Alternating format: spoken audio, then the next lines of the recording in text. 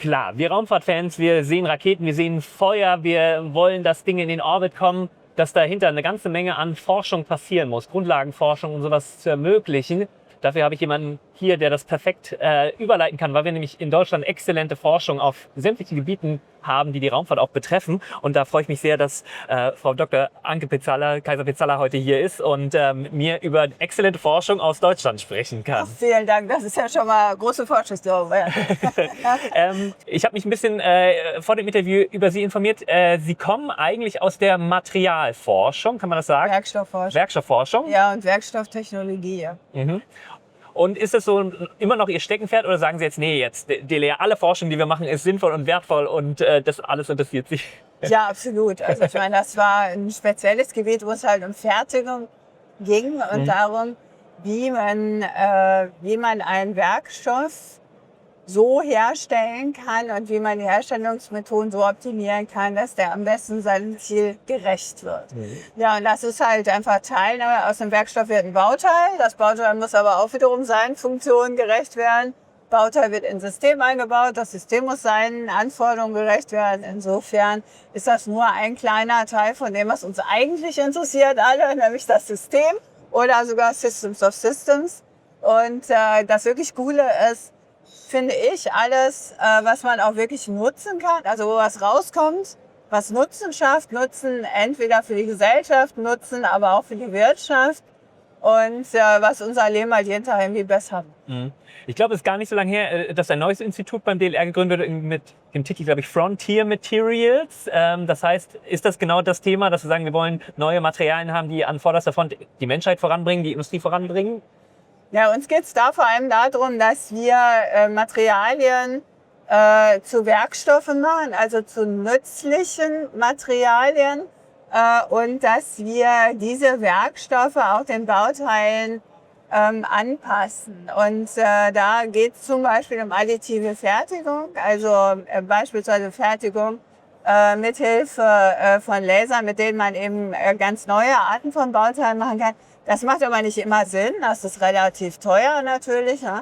Aber für spezifische Bauteile im Bereich des Leichtbaus ist das sehr wertvoll, wird eingesetzt sowohl in der Luftfahrt als auch in der Raumfahrt. Und das ist das, was das Institut machen soll, auch Materialien unter extremen Bedingungen, die also da ihre vollen Möglichkeiten entfalten, etwa im Weltraum. Aber natürlich auch Materialien, die für Raketen verwendet werden, Materialien natürlich auch, die als Schutzschilde verwendet werden, die aber auch natürlich im Bereich des Offensiven verwendet werden. Deutschland bekannt, glaube ich, für eine sehr gute Forschungslandschaft und auch irgendwie Forschungsgesellschaften, die weltweit bekannt sind, wie Fraunhofer, Max Planck, DLR. Was ist so das Steckenpferd des DLR? Wo sagen Sie, die Welt kennt das DLR dafür? Also die Welt kennt das DLR für Luftfahrt, Luftfahrtforschung, für Raumfahrtforschung, für Verkehrsforschung, das Verkehrssystem eben insbesondere, inklusive des maritimen Sektors und für ganz, ganz spezifische Bereiche im Rahmen der Energieforschung, die wir brauchen, beispielsweise für neue Luftfahrttreibstoffe. Okay. Und wie ist das denn, exzellente Forschung, die dann in die Anwendung kommen soll? Geben Sie es praktisch ab, sobald die Forschung gemacht wurde? Oder ist es schon so, dass man eigentlich, während man die Forschung macht, schon immer schaut, von wegen, wer in Deutschland, wer kann das gebrauchen und wie kriegen wir das hin, dass es möglichst schnell, weiß ich, dem Steuerzahler oder uns als Menschheit irgendwie zugutekommt? Naja, ich meine, bei den Themen, die wir haben, das sind ja hauptsächlich Themen für Ingenieurinnen und Ingenieure, für Naturwissenschaftlerinnen und Naturwissenschaftler. Da ist es ja so, in der Luftfahrtforschung, wen interessiert schon, ich sag mal, der rückwärts fliegende Maikäfer im Windkanal, das ist einfach Quatsch, ne? Sondern alles, was wir in der Luftfahrt machen, muss ja irgendwie dazu führen, dass entweder ein Luftfahrzeug effizienter fliegt, ja, dass wir da wettbewerbsfähiger sind, resilienter sind, dass das zur Souveränität Europas beiträgt, dass das natürlich auch immer nachhaltiger wird, sodass wir auch zukünftig noch fliegen können. In der Raumfahrt ähnlich, auch da wollen wir Sicherheit haben, auch da wollen wir Resilienz haben, auch da wollen wir eine Top-Performance haben, etwa in der Kommunikation und Navigation. Und das sind ja alles Themen, die eine Zielgerichtetheit haben. Und genau das ist das, was uns eben umtreibt. Wir wollen zielgerichtet forschen, eben genau für diese Themen. Ich habt natürlich als Raumfahrtkanal sehr massiv jetzt natürlich Artemis 1 und Artemis 2 verfolgt. Und ich bin dann natürlich an den deutschen Beteiligungen da immer sehr interessiert. Und das ESM ist so das Größte, das im Prinzip das European Service Module das beiträgt. Aber was man nicht vergessen darf, Artemis 1 war schon sehr ja, wie sagt man, herausgestellt, dass da Strahlenforschung aus Deutschland eine Riesenrolle gespielt hat, bei Artemis 2 auch. Da ist man schon auch stolz drauf. Was sind da so die Entwicklungen? Sind da schon Ergebnisse bekannt oder? Ja, also wir haben bei Artemis 1 haben wir ja die beiden Phantome gehabt, Helga und Soha. Das haben wir auch gemeinsam mit der Israeli Space Agency gemacht.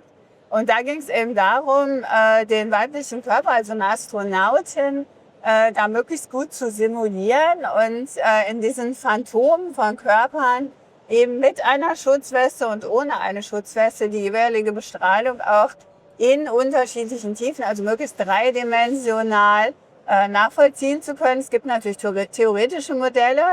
Auf der anderen Seite braucht man aber einfach auch physische Versuche, um das entsprechend in der Qualität auch beurteilen zu können, wie gut diese theoretischen Modelle sind. Deswegen haben wir diese Versuche gemacht, aber auch natürlich, um die Qualität dieser Westen zu optimieren. Westen für zukünftige Astronautinnen und Astronauten, aber tatsächlich auch im Bereich der Medizin werden die genutzt, etwa bei OPs, wo man auch gleichzeitig Strahlung braucht. Und da hat sich schon durchaus gezeigt, dass diese Westen da eben auch einen Nutzen direkt haben für die Menschen auf der Erde.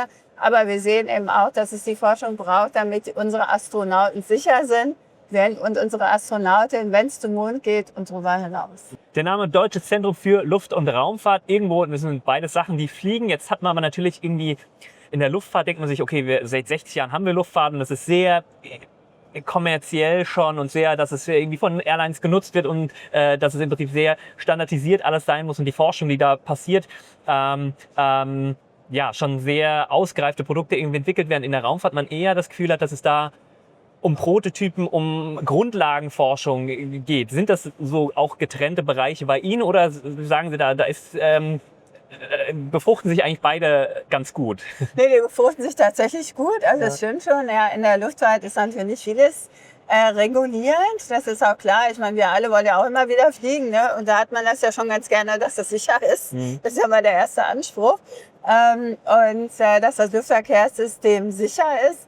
Und dafür gibt es eben eine internationale Regulierung, die auch sehr klar ist, die auch wirklich toll funktioniert.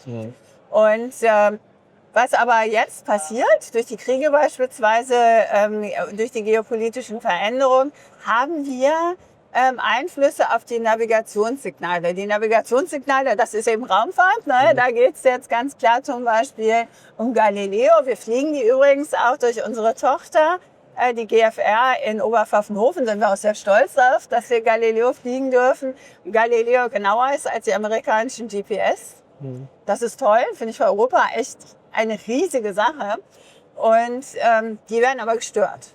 Also die Galileo-Signale, die Navigationssignale für Flugzeuge werden gestört, im östlichen Mittelmeerraum etwa, aber natürlich auch in anderen Gebieten. Und das ist für den Luftverkehr gefährlich.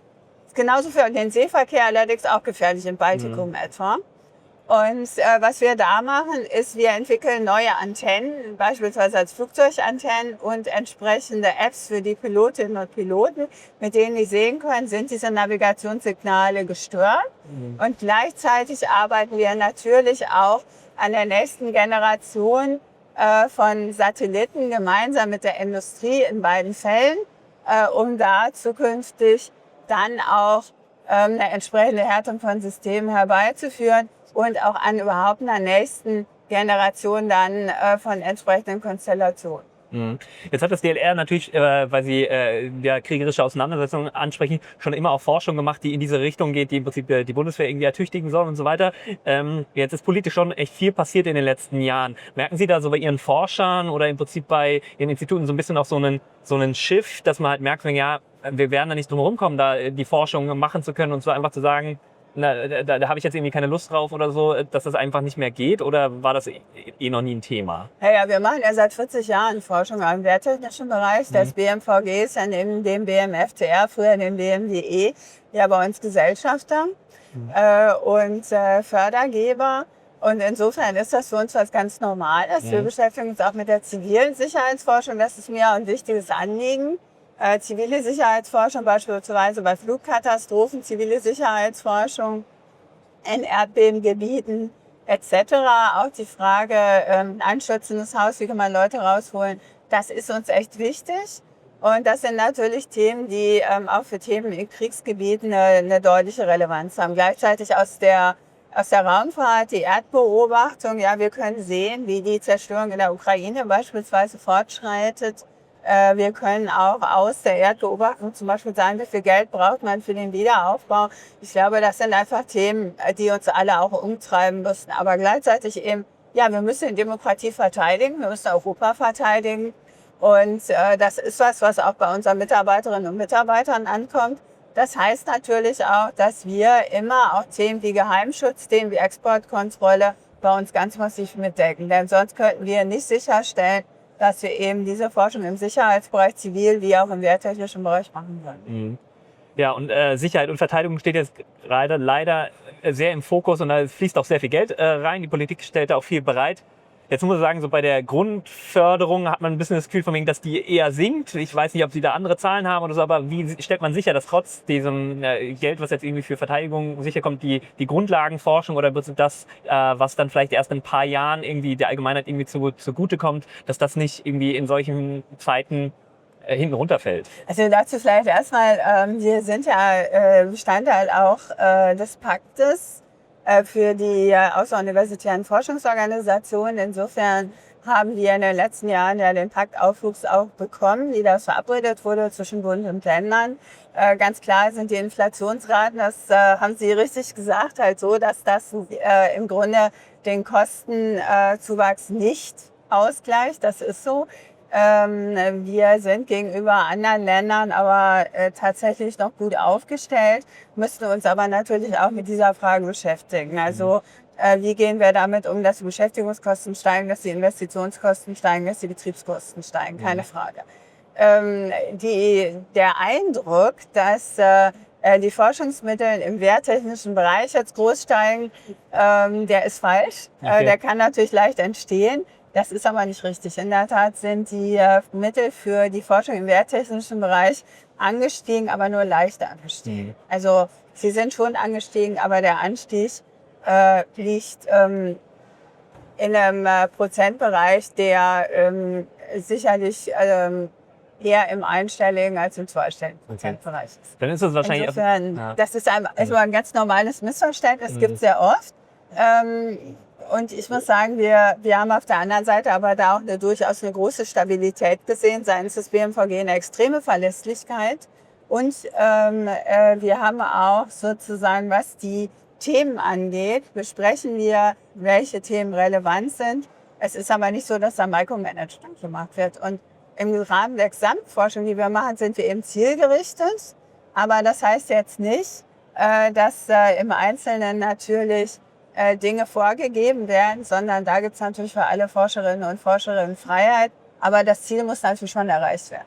Ich hatte irgendwie gerade, kam ich auf das Thema Standardisierung. Und zwar, weil wir haben ja diese Forschung und wir haben in der Luft- und Raumfahrt diesen Bereich, der hochsicherheitskritisch ist und wo wir im Prinzip eine sehr gute Standardisierung auch schon haben oder auch eine Vorschriftslage, wo man im Prinzip da, auch wenn man die Forschung macht, das immer im Blick hat. Und da habe ich mich immer gefragt, ist das auch ein DLR-Thema, dass man im Prinzip da die Vorschriften mitentwickelt, die Standardisierung mit vorantreibt aus der Forschung heraus und sagt, hey, das sind die Themen, die sind in der Zukunft wichtig und deshalb macht es Sinn, die Vorschriften schon jetzt anzupassen, damit dann die neuen Materialien dahin laufen können? Naja, es ist ganz klar, dass wer die Standards setzt, natürlich auch ein Stück weit Industriepolitik betreibt.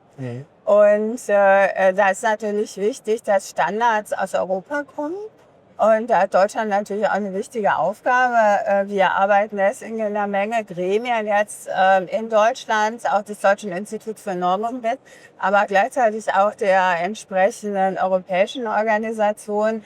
Das Gleiche gilt natürlich auch für Themen wie der Flugführung, etwa wie kann man zukünftig das Flugführungssystem organisieren. Zumal, wenn es dann auch Raketenstarts gibt, ne, da muss man ja auch nochmal sehen, dass das den Luftverkehr weiterhin sicher hält. Gleichzeitig ist es natürlich so, dass Standardisierung, gerade bei den Konstellationen sieht man das, also Standardisierung nicht im Sinne der Vorgaben, sondern Standardisierung im Sinne des Einhaltens gewisser Standards. Da ist es auch ganz klar, dass wenn wir in eine Massenproduktion kommen wollen, es da auch ganz klar Qualitätsrichtlinien geben muss, dass es da dann auch ganz klar wirkliche Kostensenkungen geben muss durch die entsprechenden Hochskalierung. Und da geht es dann natürlich nicht mehr um eine Manufakturlösung, sondern um eine wirkliche Industrialisierung. Und das sind natürlich Themen, denen wir uns auch widmen, genauso wie unsere Kolleginnen und Kollegen von Fraunhofer. Und das sind Themen, die natürlich die Raumfahrtindustrie in den nächsten Jahren massiv umtreiben wird. Dadurch, dass zunehmend Konstellationen entstehen, dadurch, dass wir eine zunehmende Kommerzialisierung haben und dass wir alle ja sehen, die Raumfahrt und der Weltraum werden immer wichtiger. Und also ich bin ja von Hause aus Ingenieur, auch wenn ich jetzt schon sehr lange YouTube mache. Und da gibt es immer so dieses Missverständnis, dass es wird ja immer über Regularien und Vorschriften auf der Politikseite geungt und so denken, oh, wir haben so viele Vorschriften und das bremst uns. Aber ich weiß, aus meiner Ingenieurszeit, eigentlich fand ich es immer toll, wenn es eine Norm oder eine Randbedingung gab, weil dann konnte ich da drumherum designen. Das war im Prinzip, dann habe ich das gesehen und so, ja, okay, ich finde die Lösung, die kreative Lösung, die das entweder aushebelt oder die sich das Wissen, was da in der Norm drinsteht, nutzt, um kreativ zu sein und eine coole Lösung zu finden. Und ja, deshalb freut mich diese Antwort zu sagen, dass wir aus der Forschung vom DLR eigentlich immer auch direkt in die Standardisierung reingehen, um halt auch möglichst breit. Es geht ja auch dann nicht um einen Industriepartner, der vielleicht eine Forschung mitgetragen hat, sondern im Prinzip, dass der gesamten deutschen Industrielandschaft diese Forschung zugutekommt, gehen. So. Wo sehen Sie denn vielleicht bei der DLR-Forschung, meine naive Vorstellung ist, dass Sie die Forschungsergebnisse vor allen anderen kennen und bevor dann ein Paper veröffentlicht und Sie schon so wissen, von wegen, das Institut, das performt richtig gut oder da werden wir jetzt was Neues sehen und das wird jetzt uns richtig nach vorne bringen. Wo sehen Sie denn aktuell Entwicklungen, wo Sie sagen, da kommt was aus dem DLR oder da kommt was aus dem Weltraum, das wird uns allen helfen oder das wird richtig gut? Ja, es wäre jetzt ja wirklich toll, wenn ich das Superhirn wäre, ich wüsste alles, ne? Dann wäre ich ja besser als die KI oder so, also es wäre schon toll, ist aber nicht so. Also man muss ja ganz klar sagen, wir setzen sehr stark auf Teamwork. Ja? Das ist uns als DLR auch wirklich ein Anliegen, dass wir, anders als es auch vielleicht in anderen Forschungsinstitutionen ist, dass wir sehr stark das Team sehen und die Fähigkeiten der Einzelnen in den Teams. Es braucht eben so ein Team, beispielsweise für Höhenforschungsraketen. Ja? Das baut eben keiner alleine. Ne? Das sind ganze Teams. Es müssen die Leute zusammenkommen aus diesem ganzen Bereich der virtuellen Welt, der Simulation mit den Leuten, die es dann physisch auch irgendwie herstellen.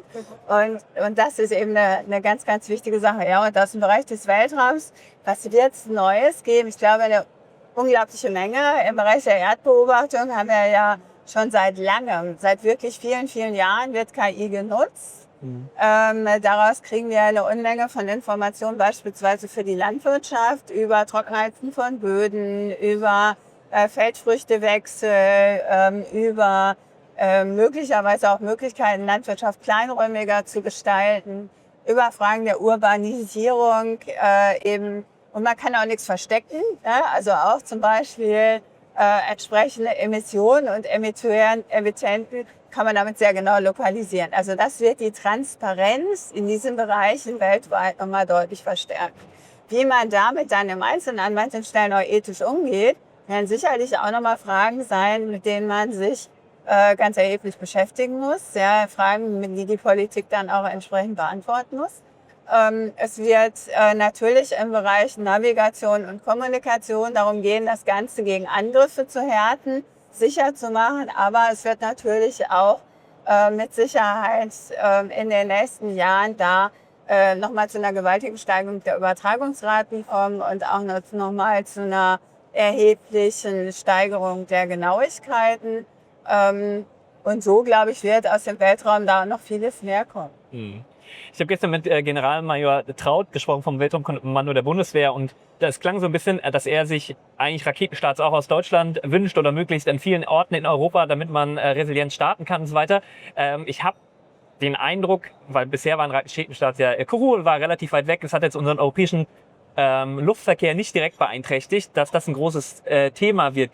Sehen Sie da schon irgendwo Interessenkonflikte oder oder ist das ein Auftrag auch vom DLR, dass Sie sich das anschauen? Wie kriegen wir Raketenstarts und Luftfahrt unter einen Hut? Ja, damit beschäftigen wir uns schon seit einigen Jahren tatsächlich. Wir scheinen ja unsere Forschungsraketen beispielsweise in Andøya in Norwegen. Es wird die Möglichkeit für Starts auch in Schweden geben, in Kiruna. In Großbritannien hat Möglichkeiten auch für Raketenstartplätze, wo ja auch die deutschen Microlauncher aktiv sind. Und so wird es eine ganze Reihe mehr geben. In Europa eben für Microlauncher, für Launcher der Ariane-Klasse ist es klar, ist natürlich Kourou der perfekte Standort. Wir arbeiten aber darüber hinaus natürlich auch beispielsweise mit Australien und Neuseeland zusammen. Ja klar, natürlich haben diese Raketenstarts, das heißt, wir brauchen also da auch entsprechende Absicherung für den Flugverkehr. Das hat Einfluss auf das Air Traffic Management. Und das sind Themen, mit denen wir uns auch beschäftigen und wo es aber auch tatsächlich Lösungen für gibt. Ja.